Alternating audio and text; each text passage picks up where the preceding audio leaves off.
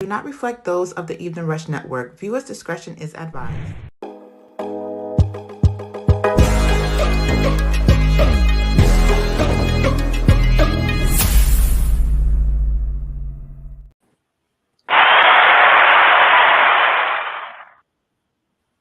Good evening, everyone. Welcome to another episode of Live by the Three Sports Podcast on the Evening Rush Networks. Coach Matt checking in. My main man Tyler.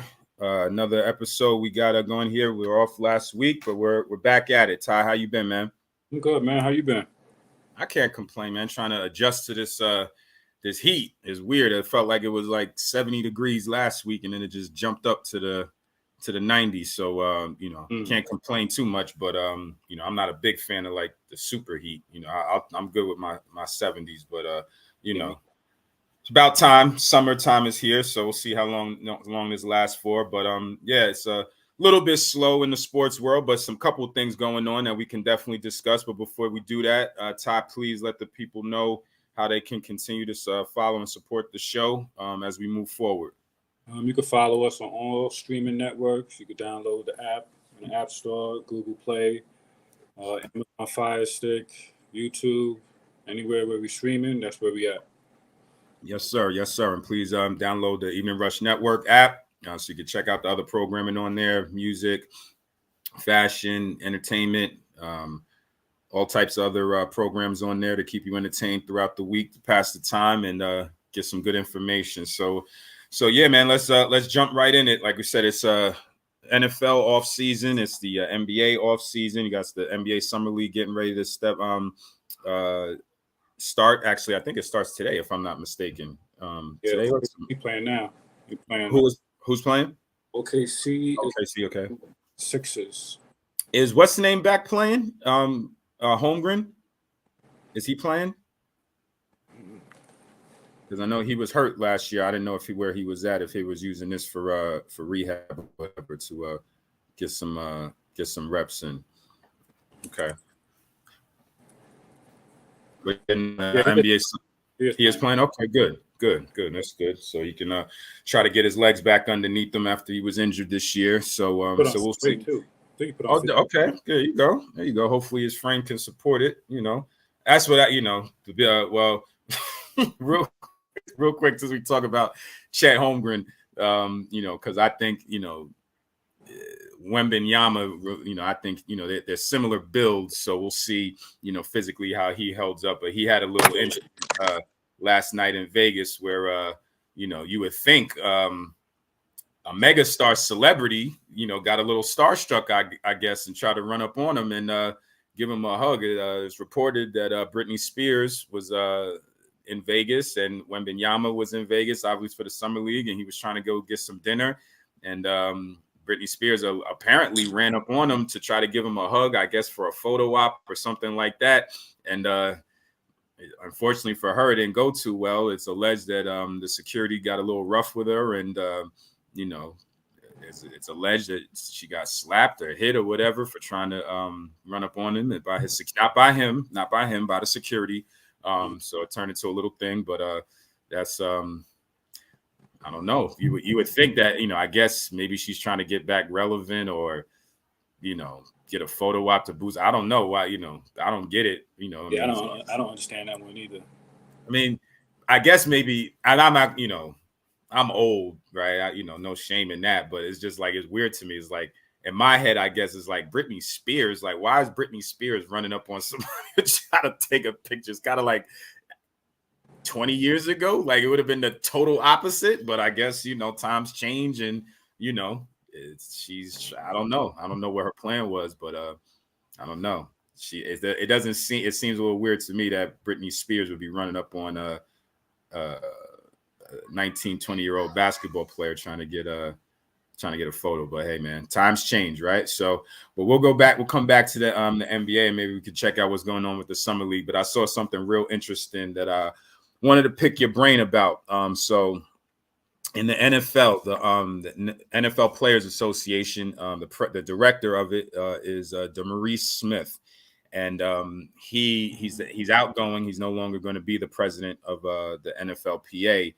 But apparently he made a strong recommendation on his exit to the NFL commissioner, Roger Goodell, and I guess to the owners as well, on behalf of the players that he represents. And basically, he said that he believes that the Rooney Rule, which was implemented, I believe it's 20 years ago, by the owner of the Pittsburgh Steelers, who felt that there was a problem with the NFL's hiring practices and minorities weren't given proper opportunities to become head coaches and GMs, front office positions. And he was able to rally the other owners and vote in something called the Rooney Rule, basically, that mandated that NFL teams were supposed to interview, at the very least, minority candidates when they have a head coaching or a front office position come available.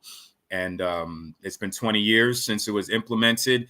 There's been people who are for it. There's been people that is against it. It's been kind of all over the place. I think you hear a lot of people saying that, it's on both sides that it's not a good rule and it's not working. And I guess kind of the proof of the pudding is that they said that when the Rooney Rule was implemented, there were only two minority coaches in the NFL. 20 years later, currently there's 4. So, and I know at that time, I don't know how many general managers there were when the Rooney Rule was implemented. I don't have the numbers on how many NFL general managers there are right now, but at the very least, from a head coaching perspective, they've doubled it, I guess, in 20 years. So I guess that's it's something, right? But you go from 2 to 4, right? So I guess it hasn't had the intended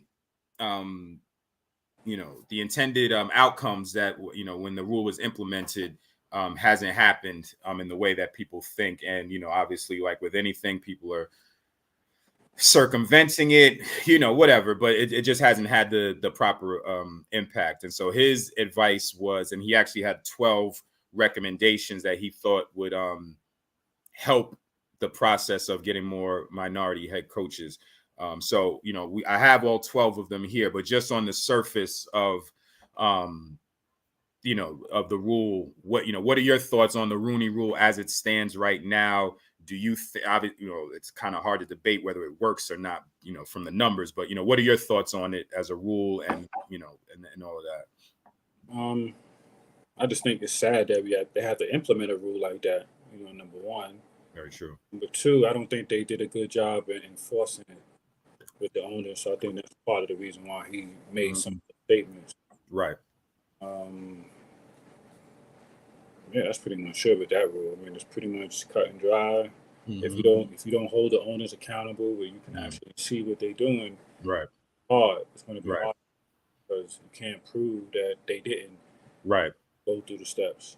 Right, and that's one of the things he said is that the NFL is it's a private business, so a lot of the rules as far as reporting, their hiring practices and salaries based on demographics and things like that, they don't have to disclose because it's a private business, and so they can circumvent some of the even just federal rules, right, as far as hiring practices and what you're doing. They can keep it all internal and don't have to disclose that information. So the existing affirmative action laws couldn't be enforced.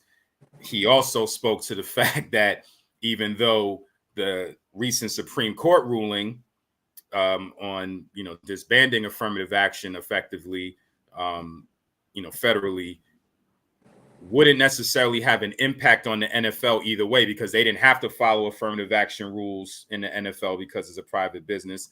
But even so, but now, and then the rule changed, so it doesn't affect them either in that direction, but just maybe more the societal climate of, hey, we did away with affirmative action, and for corporate and every, and federally. So yeah, now we, there is no, even I guess just the climate of the country it changes a little bit. So, like I agree with you, it's 100% unfortunate that it has to be something that needs to be addressed. That to this point still, minorities, African Americans, any minority are not seen as being worthy of leadership positions, in leadership positions, and even with GMs. Like, coaching is one thing, you do see more Black coaches getting opportunities to be head coaches. Like I said, it's only 4 currently, but you see some Black coaches getting chances.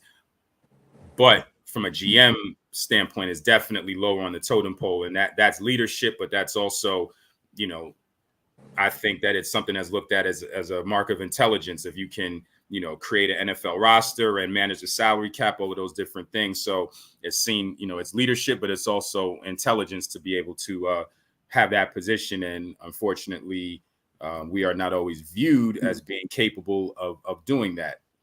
There's that aspect of it. And then I think it's also the good old boy network, right? Where people hire who they know or people that they're comfortable with, right? Which you can't really legislate that, but so much. And I get it.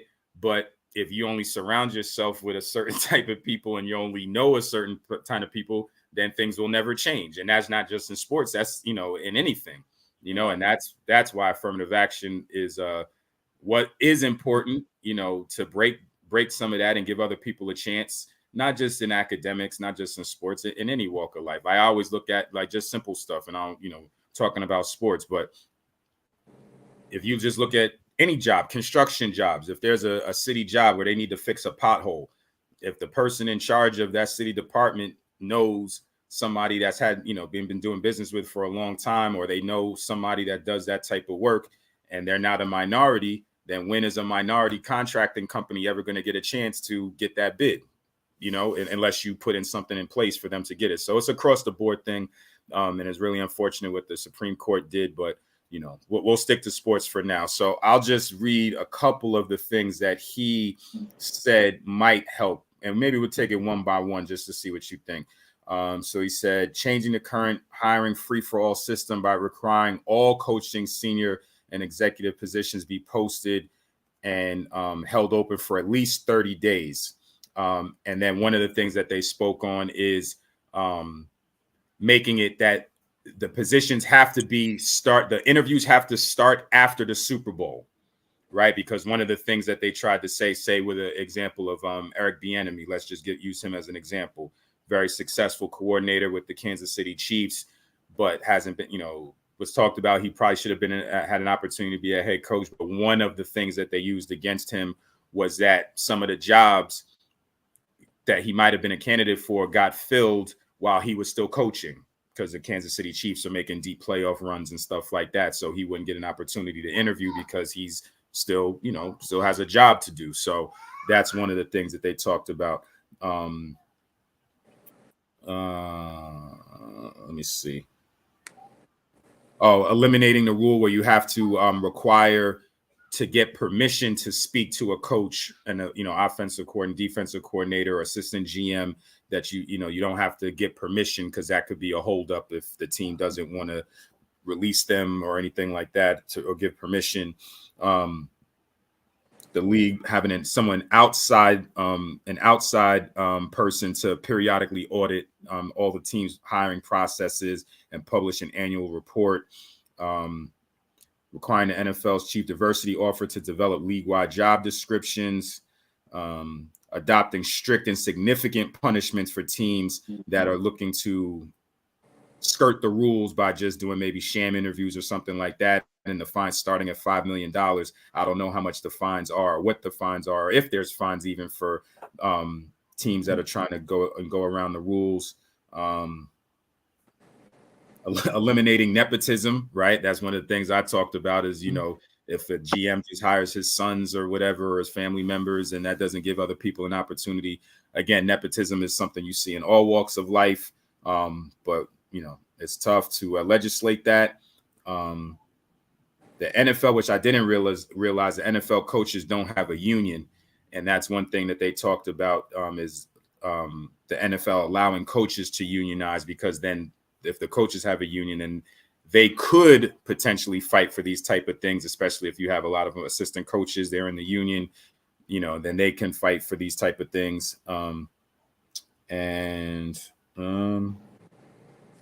Yeah. And they said also they have an outside person an outside person that would give a list of potential candidates to all the teams to make it known, like have an outside person say, okay, these are the people that we think should be in line to be interviewed for head coaching positions and general manager positions. And so now it let it be known, these are the people that y'all should be looking at. And if you don't really give them an interview to really look at them, then we're going to put it out there that, yo, we told you this is somebody that you should be looking at. And if you don't bring them in for an interview, then, you're getting called out basically. So that, there's a whole bunch of recommendations. I don't know how much. Because how did they come up with that list? So say that again. Which list? This list? The outside person, how would they come up with the list of people that need to be interviewed? It's a great question. So the bullet point just says annually have the NFL and outside monitor interview and evaluate coaches who are interested in a position change to evaluate their qualifications and have teams provide a justifiable basis for hiring decisions. The NFL would publish a de-identified report on whether candidates deemed qualified by the league and outside monitor were interviewed by teams and the reasons for their hiring, promotion, or rejection. So I guess it's not just the minority candidates. So basically, I guess what they're saying is they're going to make a list of all the people that they think should be eligible to be interviewed for positions, head coaches, general managers, all, white and black. So now if you say just hire somebody that's just out of left field. So I guess one example could be when the Colts hired Jeff Saturday. So he was a broadcaster, wasn't a coach at all, something that was a little bit different because it was happened, during the season, and it was wasn't during the normal hiring cycle, but he wasn't a coach. He was a broadcaster, and they just brought him in to be the coach. So I guess that would be an example of, if you make a list of these are the people that we feel are people that are worthy of being head coaches or GMs, and then it'll take away them just hiring somebody out of left field, being like, oh, nah, we want this guy. And then, the people who are qualified, I guess, white and black, or, other minorities.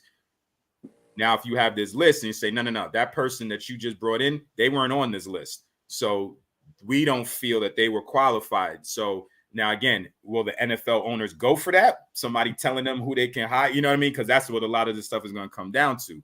They still have to sign off on it, but these are his recommendations of, how I guess it could be better. Sounds like a lot because my thing, once again, is who controls the list. Right. So I guess, like I said, it's somebody. So according to, this is just his recommendations, the owners and all of that, they could come up with their own thing, I guess. His thing is, say it would be, I guess, people from the NFL, within the NFL, and then outside people. So I guess it would be kind of like a collective thing of people who are NFL people and then people who are not in the NFL. And then they collectively put this list together, and then it's presented like, okay, these are the people we feel are worthy. And so now if you just try and go hire somebody from left field that's not qualified according to the criteria that we've established, then we're going to call. I don't know if they would ever have the power to say, no, you can't hire that person. I don't know if the NFL would, the owners, I don't know if the NFLs would sign off on that. Maybe, who knows? I could be wrong. I don't know if they would sign off on that, but at the very least, I think they want to be able to have this list. So now if you go out to left field, at the very least, they can publicly call you out. Now, how much that matters to the individual that's making the hire, they may not care, but they can say, hey, man, we had this list of people that we have all vetted, the NFL and this outside body. We vetted and said, this is a list of qualified people, and y'all just went and hired some other joker. So, at the very least, we're going to put you on blast for that. Yeah, I don't see that flying. Now you don't see it. Well, they're not even signing off to the owners to adopt that. Yeah, because you can't control who somebody signs, and right. Yeah, I don't see that. So well, okay. So then let's talk about it from this perspective. So, go ahead. What if you have a up and coming assistant that you want to promote, that you want to keep a secret, and now you got to put him on the list? Right. He's not a secret no more. Right.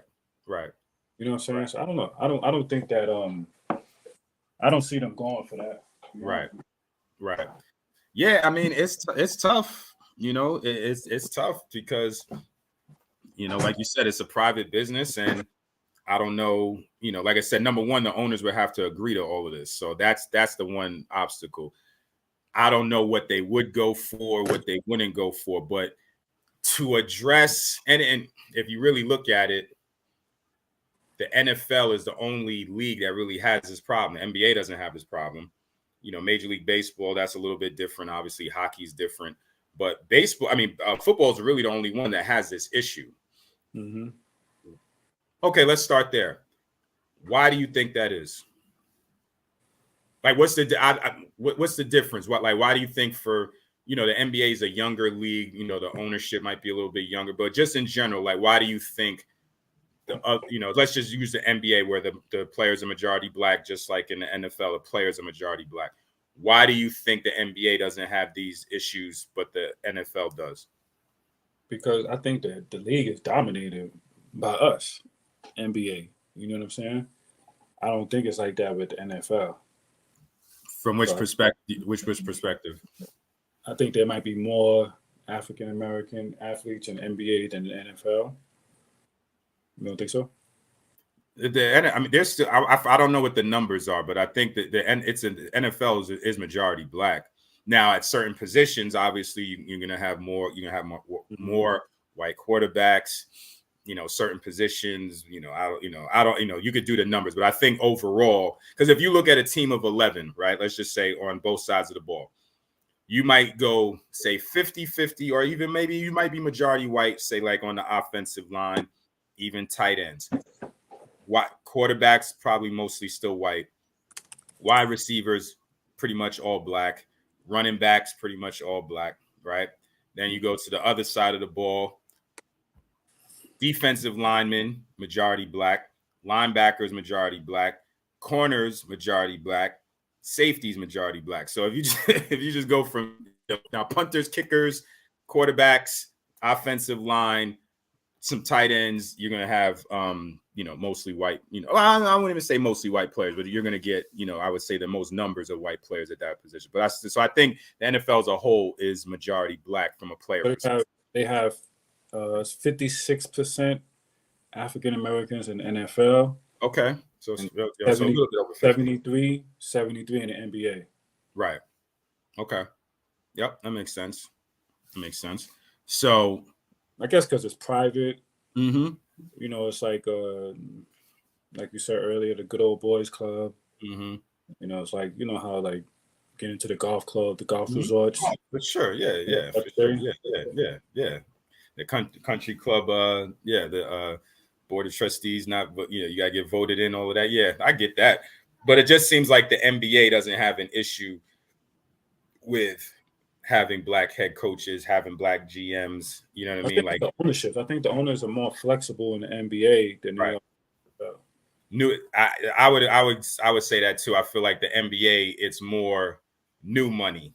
Does that make sense? So the ownership is a little bit more new money, so that they're a little bit younger, maybe a little bit more progressive, with more liberal if you want to go that far. But it's a little bit different type of money. Where the NFL ownership, that money's a little older, so it's maybe people a little bit more stuck in their ways or whatever. Maybe I'm thinking maybe there's not that many high-profile players, ex-NFL players that want to be coaches, like the NBA. High profile, yeah, I would agree with that. A lot of the coaches, like they was real, like Hall of Famers. You know what I'm saying? So I think most of the players is like. They might have been like marginal at best, maybe. Right. I mean, there's some exceptions, but I don't think there's people that stand out that will command that you take a look at them. Right. Yeah. That's true. You couldn't turn down like a Deion Sanders. Right. If he decides to go that way, that'd be an interesting thing.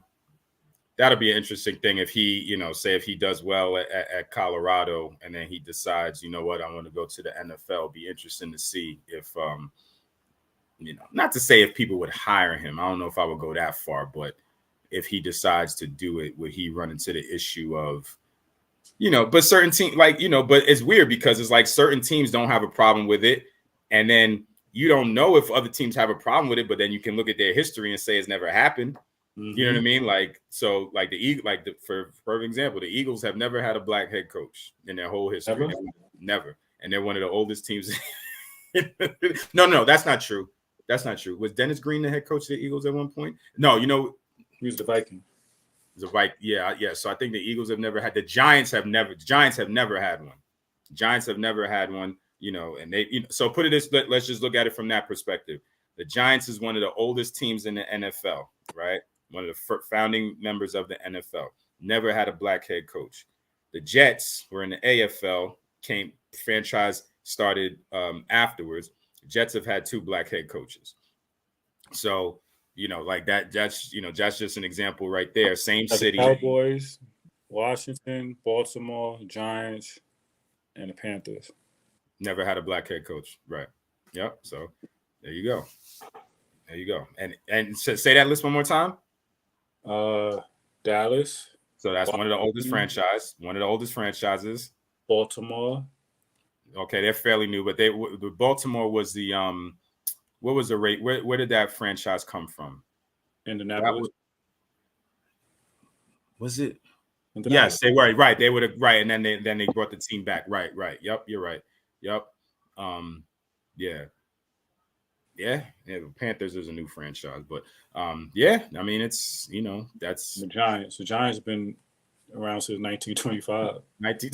So almost 100 years. Almost 100 years they've been playing football. Never had a black head coach. Now I'm trying to think. Have the Giants ever had a black quarterback? I'm trying to think. Not in my lifetime. I'm trying to think if maybe somebody had one. Like maybe as a backup, ended up coming in starting or something like that. Like, no. Yeah, I think they had. They had to. Yeah, they had Geno Smith. Yeah, Geno. Yeah, that's right. When Peyton Manning got hurt, Geno came in. Okay, so they, but that he wasn't named the starter. It's just Peyton Manning got hurt. Yeah, he might be the only one. That's what I'm saying. They've been playing football almost 100 years. Now you could say, and New York is a fairly liberal, town. The first to start for the Jets and the Giants. Right. No, that's not true. That's what it says there. Not Geno. Geno Smith was not because we had Ray Lucas. No, one that first to start for both. Oh, both. Oh, right. Yes. That's true. Now the Jets have had a few. We've got a few now. So, yeah, that's okay. So now we talked about why the NFL has its issues. Do you think there's anything? Like it's tough because it's private business and all of that, and then you got the affirmative action thing that's going on. Besides the ownership getting younger, and maybe more progressive, whatever, more liberal, is there anything that can be done within the NFL guidelines, rule book, whatever, hiring practices that you think could be effective if it's a thing where we're saying, okay, we're going to get rid of the Rooney Rule? They're going to work around it. Yeah. They're going to work around it. They just wait 30 days. They'll give you a list. And then they'll come up with whatever reasons. It'll be a scandal. It'll be whatever they want. They'll just work around it, just like they did with the Rooney Rule. Yeah. Just more rules to work around. Right. But they say, I get now, see, and again, this is all stuff they have to sign off on. But his recommendation was, again, I don't know what the fine is now for, maybe they lose draft picks or, so I know there are some penalties that are associated if they say that you didn't follow the protocol. I don't know what they are off the top of my head. One of the recommendations that he made was up it to make it an extreme amount to like $5 million or something like that. Now, obviously, these are billionaire owners and stuff like that. $5 million to them may not be a whole lot of money. But if you raise it to that level, maybe does it make him think about it a little bit more? You know what I mean? Now, if they're dead set against it, like, yo, I'm definitely not hiring a black dude, then maybe they say, they'll take that $5 million and say, hey, it's worth it.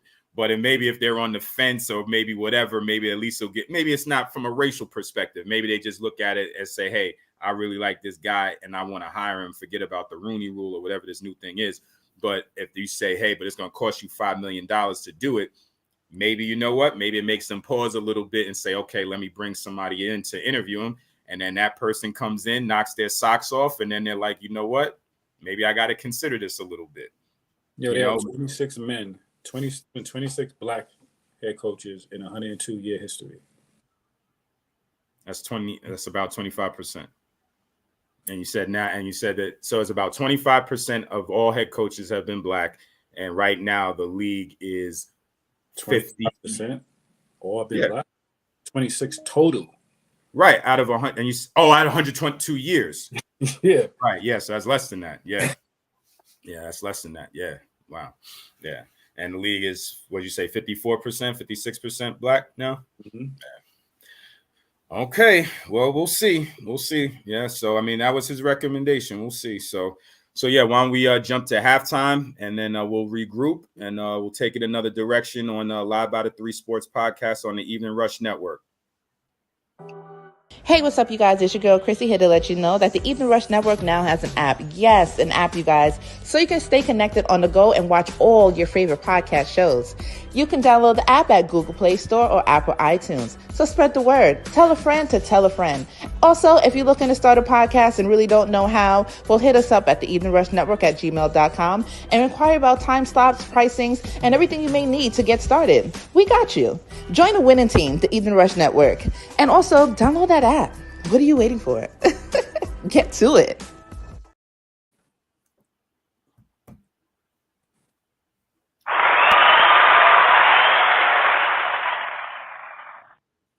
All right, we are back live by the 3 Sports podcast on the Evening Rush Network. So NBA off season, but we got the summer league going on right now.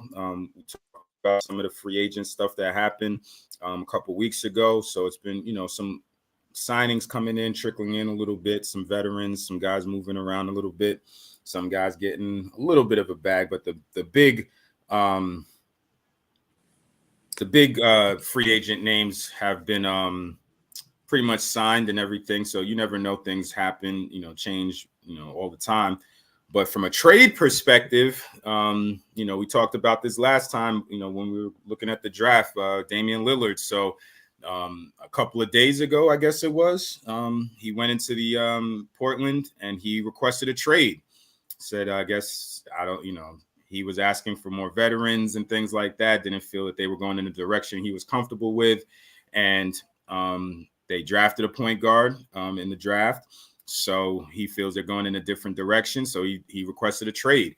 And that's a big fish because Damian Lillard, 12-time, he's definitely all-time all-star, first-team All-NBA player for the last few years. Really good player. And, his story is a little different where he hasn't necessarily been looking to leave and, go to loaded teams and stuff like that. Some other NBA superstars have tried to do. He was trying to do it, on his own in Portland, maybe bring some pieces in and he'd be the top dog. But now it looks like he's looking to he's definitely looking to get traded.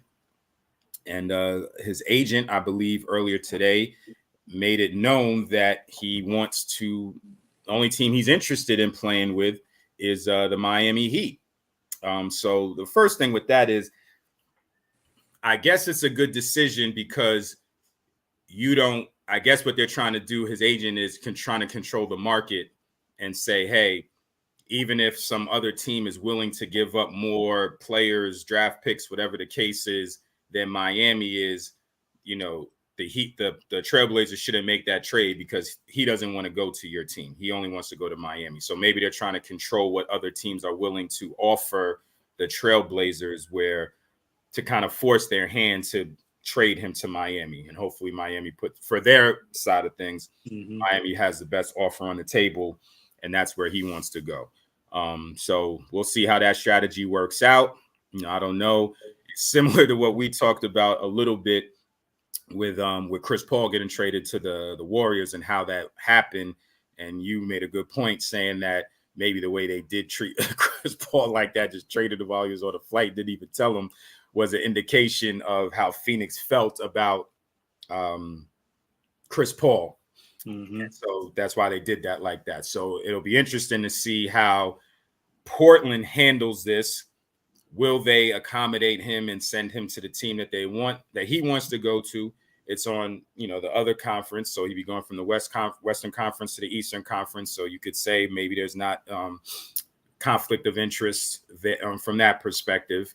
But how much do you think it plays? I read something where people were speculating and saying that people are watching the way the Trailblazers handle this because they're saying, similar to how we were talking about with Chris Paul, at least from what we understand and what we know, Damian Lillard has been a good citizen. He's been loyal to the organization. He hasn't been throwing them under the bus. He's been trying to win there, been trying to do some things, in the community, he's been a good citizen.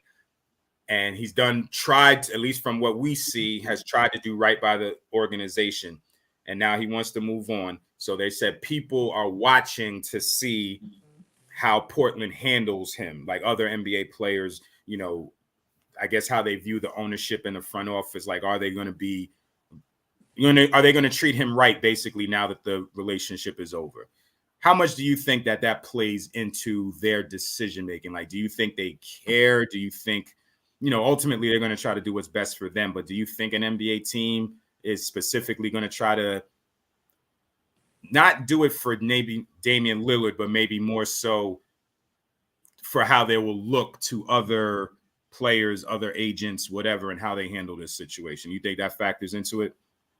No, I think the relationship. Because I know I did something and they were saying that they're going to take their time. They're going to get the deal for them. And I was like, damn, that don't sound too good. Too good for the game, because if you do what you need to do, 9 times out of 10, the organization will look out and send you where you need to go. Mm-hmm. You know what I'm saying? But it just, I don't know. I mean, I think he might be a year or two too late. Maybe 3. You know what I'm saying? I think it's kind of too late. I don't know if going to Miami is going to solve the problem in Miami, because they had a good year. But I don't see if you go to Philly, then that might be a little different. Okay, what? So now we don't know what Portland would want from Miami, right? We don't. So that's one thing. Like, it's easy to look on paper and say, oh yeah, if you add Damian Lillard to the team that went to the Eastern Conference final, went to the finals, right? You just put him on that team, put him with Jimmy Butler, blah blah blah. Okay, boom. Now that makes them they're right back there. They can win it. But we don't know what Portland would want from Miami to make that happen. I know they speculated Tyler Herro maybe would be one of the pieces, but he's a 6th man. So is that going to be enough for Damian Lillard? No, I don't know about that. Tyler Herro's a good player, but and Miami was able to win in the playoffs without him because he was hurt. So that might not be a big loss for them, on paper at least. But obviously, but it might cost Miami a lot. So it may not be as easy as, you just add Damian Lillard and now you're a top team. So for you don't think that Miami's a good fit for him because of his age, or just like how do you see it? Not old. I don't know. No, not old, but just I understand what you're saying. He might as well stay in Portland. Really? Because Miami ain't gonna win. Well, now are you saying that you're saying that because of what they have to give up, or just what if they just said, you know what, we're not giving you any players, but let's say Miami. He's 32. He got 4 years. So let's just use this as a hypothetical. It probably wouldn't happen, but let's just say this. Let's say Pat Riley says, you know what, I'm getting older. I only got like a year or 2 left. I want one more championship. And what if he says, yo, forget the future. I'll give y'all every first round pick y'all want for the next 5, 10. Who cares? Whatever. Y'all can take all of them.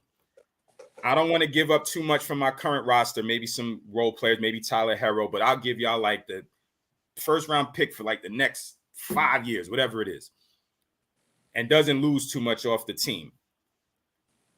Totally mortgages the future. You don't think that adding Damian Lillard to that team puts them up to be able to? Now they were the 8th seed this year, but you don't think that puts them? I'm not gonna say they're gonna go from 8 to 1st, but puts them a little bit upper echelon, closer to the Bucks and the Celtics. So now it's not necessarily a quote unquote fluke of them making it. You don't think that moves them up to the Eastern Conference? Yeah, I think so. I think so. I don't know how far up, but it moved. It definitely up. But Above the Knicks? Yeah. Okay, so the Knicks finished in what, 4th or 5th? Yeah, but we're talking about the Knicks. There we go. Yeah, one good year. We're talking about the Knicks. They should trade them for Chris Paul to Golden State. Golden State. So there, there's always these rumors and speculation, right? But there was a rumor that said that was one of the places that he wanted to go before they got Chris Paul. Now, here's what's weird about that, but I don't know if people see, again, it's a rumor. So I don't know how far I want to go with this, but that's a rumor, right? But let's say that he did express that. Let's say if that did happen, we'll go here for a second and we'll go back. Would you have lost respect for him as a player if he had gone to say the Chris Paul trade doesn't happen, if he had gone to Golden State? And not necessarily from the perspective of like what Kevin Durant, not that, but more so from him saying for all of these years, I don't want to do the super team thing. I don't want to just join up with dudes. I'm trying to win a championship on my terms and not just, do that and go with other people.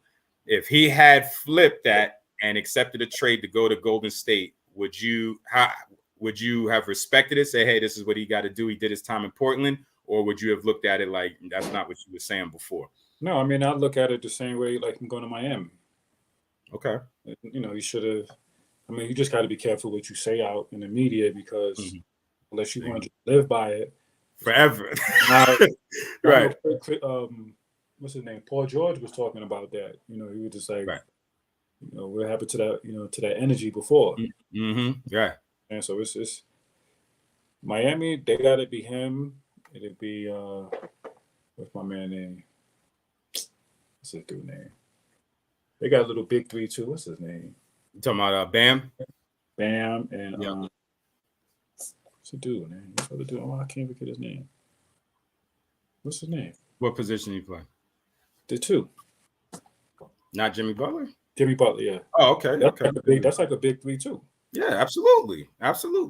But I think it's a little bit, even though the Heat made it to the finals, I think people still say, hey, they were the 8 seed though. They don't look at the Heat and say, yo, that roster was stacked. They just look at it like, yo, them dudes played good, they played hard, and they just kind of caught lightning in a bottle, and they just wrote, they just went with it, So I don't think people look at them as a superstar, a loaded team. But if he goes there, I think then the narrative changes a little bit. So now you mentioned.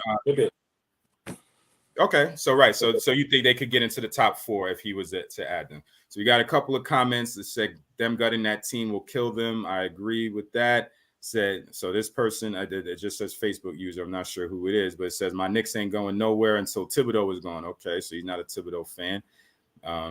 Said absolutely have to lose respect for him joining up with Golden State, but Portland will be absolutely crazy to trade with Golden State. Dame definitely eating his words. That's a good point. And it said it would be different because Jimmy Butler is really the only all-star in Miami versus Golden State, having 2 of the best shooters in the game. Granted, Clay's legs are going. Okay, it's EJ's Sean's brother. Okay, EJ, welcome, man. Appreciate you checking in. So now you mentioned Philadelphia as a better fit for him. So why? I mean, obviously Philadelphia is a really good team, but why do you think that's a better fit for him? They got Embiid. Now you're saying just adding to what they have straight up, or if it's a trade situation, you could be losing some. Obviously, not going to lose Embiid, but some. That's a good point. So what I think his name is Morey. What he's doing for Daryl Morey is they working together to find a team to go to. Right. And that's based off of their relationship. Right. Yep. So that's it's just interesting, but they were saying that he might be going to LA. So you might have Kawhi, Harden, James Harden, and Paul George. Because the Knicks said they didn't want Paul George, they didn't want his extension. Yeah, they shut that down. Yeah. I don't even understand that, but I mean, hey, listen, I'm not a Knicks fan, but he's always hurt, man. Like, you gonna pay this dude $45 million to play 40 games? Like, come on, man. And then not playing the playoffs. I mean, like I said, I'm not knocking it. It's just what it is. So, okay. So EJ said Philly is the best fit. Embiid and him can get busy. Might be able to keep Harden or Maxey, which they would rather keep Maxey. I understand that because Maxey's younger, up and coming player. But Philly with Damon and Embiid would win now. Okay. They would. Yeah. So you think so now Boston, now hold it now. We're just saying that that definitely, Philly, Philly finished in second or third place this year? Second, right? Because the Bucks were third place. Right. So okay, so now you're saying that if Dame Lillard was to go to Philly, do you think that leapfrogs Boston roster wise, or is it they're still behind? Yeah. I think it leapfrogs them. Yeah, because they lost Marcus Williams, they lost Marcus Smart, they lost Grant Williams, but they added Porzingis. I'm just listen. They added Porzingis. It could be a good rumble. Be a good rumble for sure. Yeah, but you lost two of your heart of your defense. You lost two key components to your defense. Right. I was surprised they got rid of Grant Williams, and now he's on Dallas. Yeah. He got a nice bag from them too. Man, Ock checked in, said love Paul George, but my Knicks couldn't do that. Yeah, no, I agree. Listen, it's too many. It's too many missed games. You know what I mean? It just is what it is. So okay, have a Paul George with the possibility of him not playing, or riding out with Julius Randle and him playing all the games. That's tough. I listen. I understand what you're saying. That's tough. All right, so let's so Ock and EJ, let's ask y'all that question. So we got people in the chat. So I want y'all to respond to this. The question is, would you rather roll the dice with Paul George and him missing a whole bunch of games and possibly the playoffs, but the ceiling, right, is high, or stick with Julius Randle, who's probably going to be there for 82 games, but there might be a ceiling to how far he can really take y'all. What y'all doing? So EJ says, give me Julius. Availability is the best ability. I kind of trend towards that, but so and I know you're a Knicks fan. So what you doing, Julius? So let's just say straight up and down, Julius Randle or Paul George, with all the factors included. So he said it too. Stick with Julius Randle. See, so they're thinking like that. I guess they agree. Listen, a lot of time the Knicks fans, they're not on board with what the front office of the Knicks is doing, but I guess in this instance, they riding with them. They agree. That's why they stay the way they are. They got to think outside the box. You got to do something radical, man. But here's the thing, though. He keeps getting hurt now, and he's just going to be a year older. So your injuries don't get better as you get older; they get worse. You know what I mean? So now he's missing 40 games. He a year older. Now you could be missing 30. You know what I mean? Missing 50 games. They stay with Julius Randle. There you go. See, here they go. Yeah, fire the head coach. See, that's how it happens. Then you blame the coach. Then they make the trade. They get Paul George. He played. They get rid of Julius. That's exact. But see, that's the NBA for you. That's all sports. But that's the NBA for you. You make a big trade. All right, we the ceiling is capped out. We can only go so far with Julius Randle. So then you get rid of Julius Randle. You bring in Paul George. Expectations are high. The city's wide. The back pages, everybody's talking. Oh, we got Paul George. We going to the finals. Then he misses 60 games. Knicks don't make the playoffs, and then they fire the coach. Oh, yeah, you know what I'm saying? But that's what happens. That's why they got rid of Toppin, because of Thibodeau. You didn't hear the recording? No, I didn't hear that. What happened with that? Yeah, he was saying, I don't know, he was calling him a bitch or some shit, coach or some shit like that. Ooh, that's something crazy. So they shipped him to Indiana. Yeah. Nah. Okay, so Ox said we need an RJ Barrett upgrade. Okay, so he's saying keep Randle and get rid of RJ Barrett for Paul George. Maybe they should package both of them.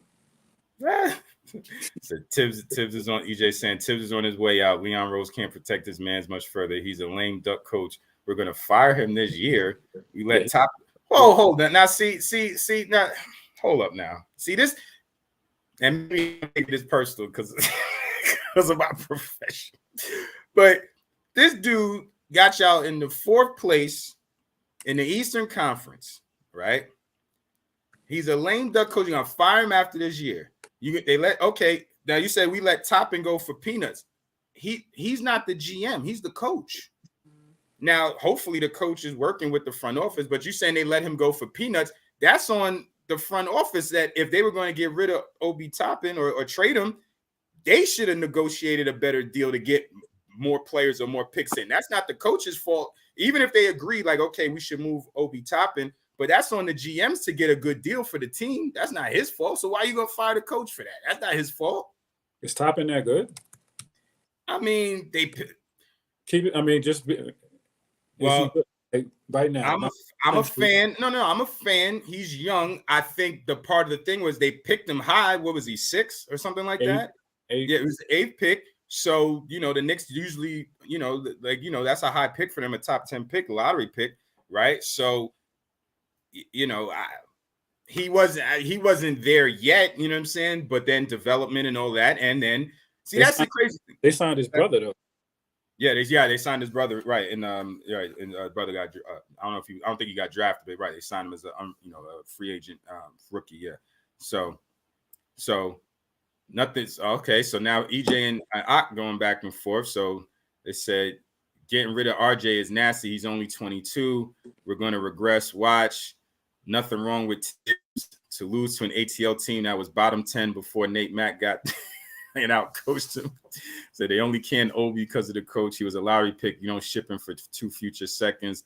Toppin was good, but Julius just locked up a lot of minutes, rightfully so. All NBA player.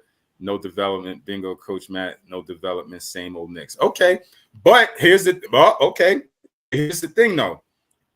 EJ, you're a Knicks fan, I'm going to assume. Would you rather sacrifice winning games for the development of a draft pick, or was you happy that the Knicks finished in 4th place and, had a chance to, to advance in the playoffs? So you're a Knicks fan. You would rather have them go with the youth movement and try to work with OB and develop him at the cost of maybe winning some games, or were you happy with the run that they went on? Which was more important to you? I don't even know why you even asked that question, but go ahead. I'm just saying, I'm just putting it in note, and I see where he's going, but I'm just making sure that I understand what you would be giving up. When you're taking the time to develop players, that means you're willing to sacrifice wins and losses for long-term results in the immediate future. Okay, I'm happy we finished in 4th with a young core that just needed more than a 6-man rotation all year round. Tibbs only plays 6 or 7 guys all year. Oh, see, this is the problem, right? Where people start criticizing the coach. My only question is, how do you know that? Before it quickly started getting busy, he couldn't play Tibbs. Okay, that's true. But how do you know that wasn't a result of what they put? Okay, so let's go with Quickly. Quickly's a good player. But how do you know that he was ready for that right out the gate? Like, you know what I'm saying? Like, it's easy to say once the dude gets in the game and he starts playing well, oh, yeah, he should have been playing the whole time.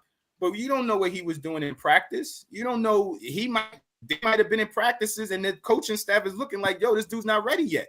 And then they keep working with him. And then he gets to the point where it's like, okay, yeah, you couldn't put him in there. And then all you see is the results of him saying, oh, yeah, he's busy. He's getting busy. He should have been playing. Well, but there might have been some steps that he had to do before you get to that.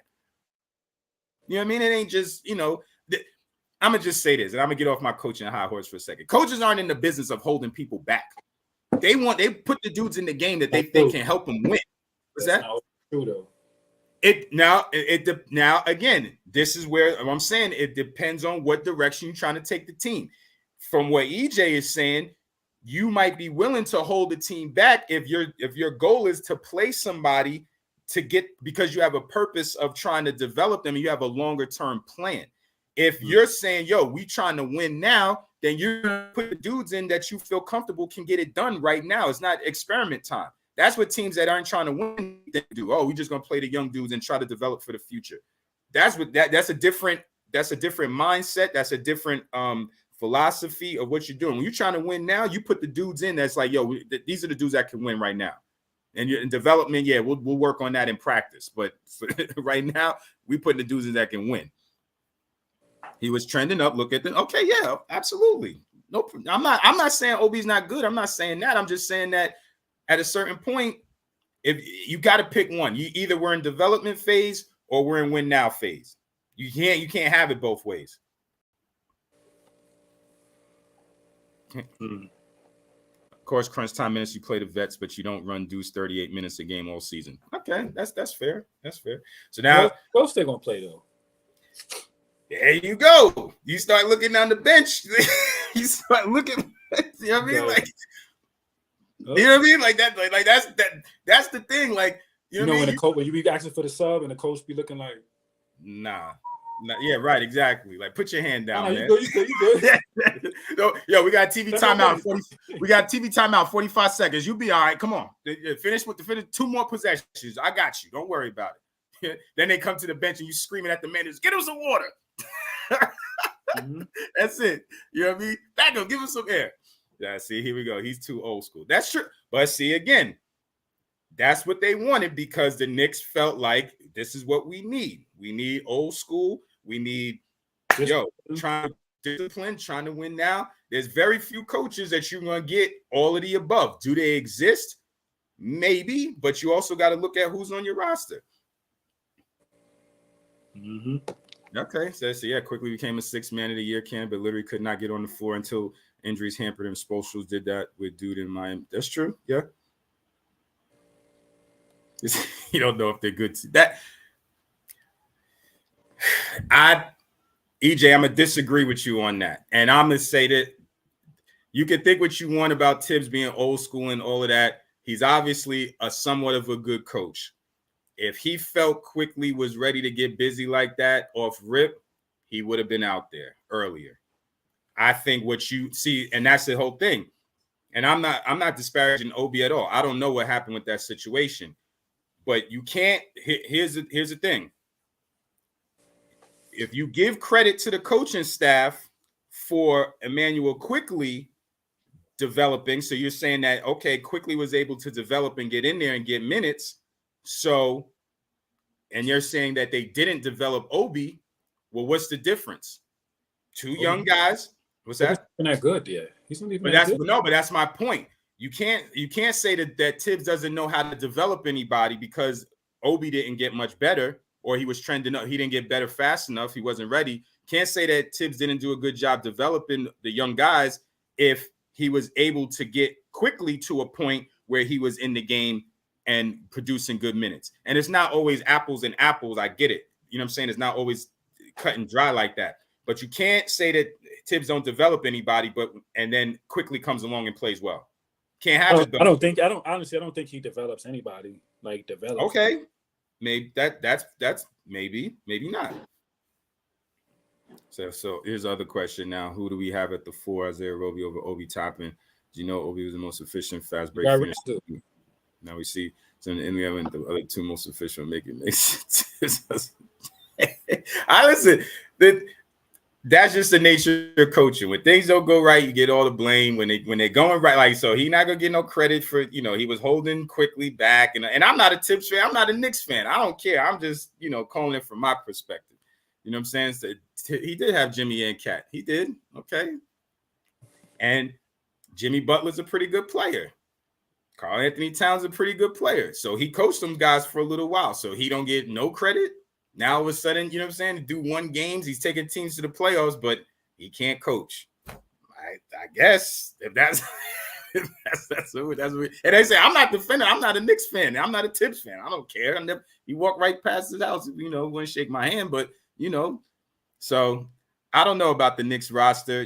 Obi was one of the most efficient best. Yeah, he's a hell of an athlete. I'm not taking away from Obi.